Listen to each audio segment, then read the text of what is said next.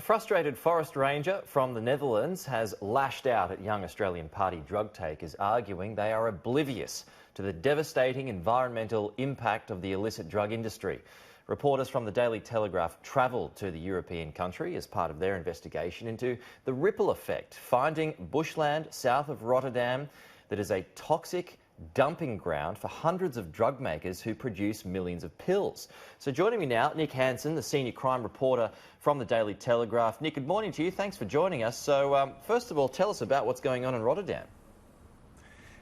Yeah, of all the impacts of MDMA, this is probably not the first one people would be aware of or would think of.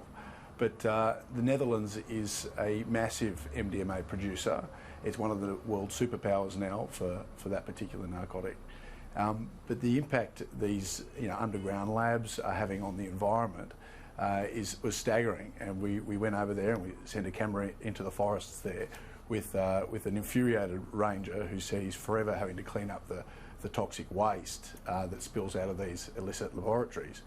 Now that the cleanup costs are in the millions, and the point he was making was that a lot of young people consider themselves environmentally minded and also use this drug, which I guess for his mind was absolutely hypocritical. And yeah, obviously it's a contradiction in terms, it seems like. So Nick, just sort of help me paint a picture for me here. So there's actually a drug making facility inside a forest. Is that what's going on? No, well there are a lot of the drug-making facilities are dotted around the countryside and in non-discrete or rural areas, but the Netherlands is awash with underground or clandestine laboratories. What they do with the waste product from those laboratories, for every kilo of MDMA that's produced, there's something like about 20 litres of toxic waste fluid and chemicals. They have to go somewhere, and you can't dispose of them legitimately because your business isn't legitimate. So they go anywhere they can to discreetly get rid of it. And we have some of the images that came out of the forest over there were of rivers running black with toxic waste, piles of garbage by the roadside. Amazing, isn't it?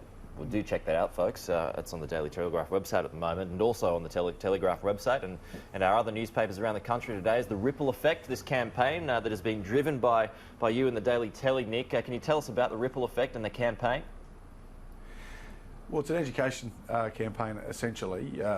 It kicked off yesterday with some really emotional interviews from some of the parents of these young people who have been lost to the drug in recent years. Some of them will be faces you may know, or people you might have heard from before, but you've probably never heard their stories like this.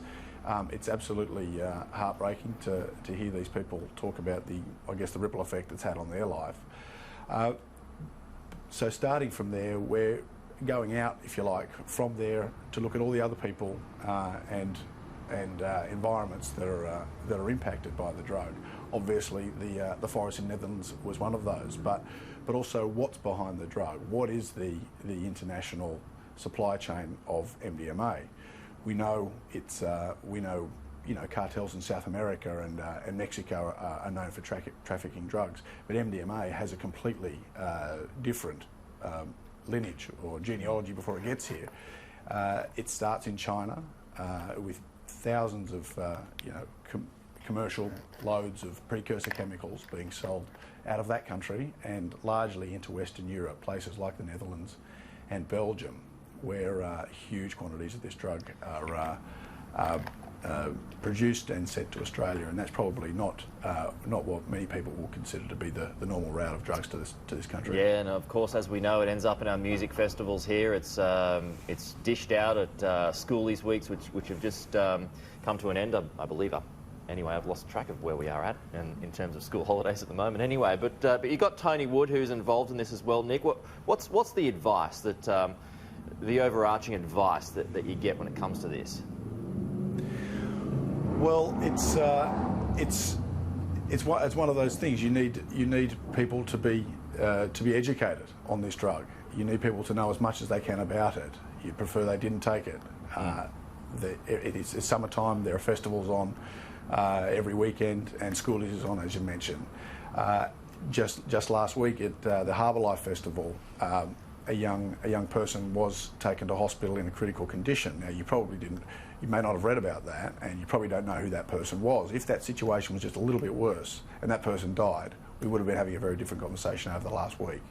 So the advice is to listen to what these parents have said, and you will hear a common thread in them, and that is just how much they wish their children did something just a little bit different. Yeah.